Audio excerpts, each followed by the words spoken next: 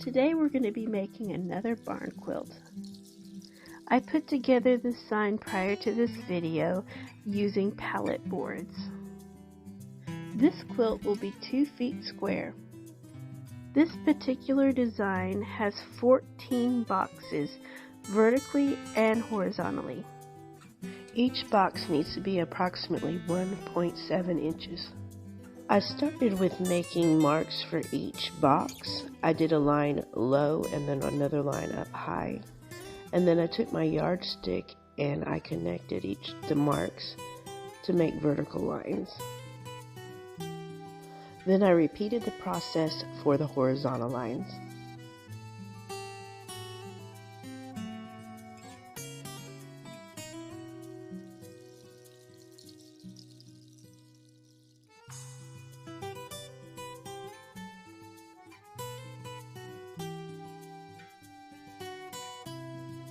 Now it's time to start drawing out the design. So I look at my design and I have to make diagonal lines. The important part when you're making diagonal lines is to line up your corners really good and then you make a mark. Here's a closer look at making the diagonal lines. Just make sure you line up your corners before making the line. Now for the fun part, I get to paint. I started with the lighter shade of red, and then I moved on to the darker shade of red. Now you could use painter's tape to make sure you get nice crisp lines, but I decided it was more trouble than it was worth since I'm doing so many different squares on this particular design. It's very intricate. It'd be a lot of painter's tape. For the darker shade of red, I just added a little bit of black and brown to red. For those who are wondering, the white specks in my hair are actually from paint. I have been painting and I got paint in my hair and I had a hard time getting it out.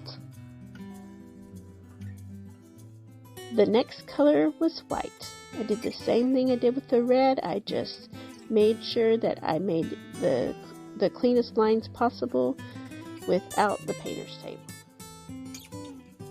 Now I'm going to start making the lines for the next color. For the blue, I started with the lighter shade first. I added white to blue to make the lighter color, and then for the darker color, I added black to blue. Next, I start drawing out lines for the next color. The next shade is brown. I'm going to start with the lighter shade. I just did brown with some white in it, and then for the darker shade, I used brown and added a little black to it. Now it's time to start drawing out lines for the last color.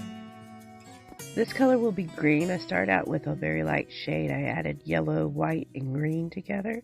And then I moved on to the darker shade, which was green with black and a little brown in it.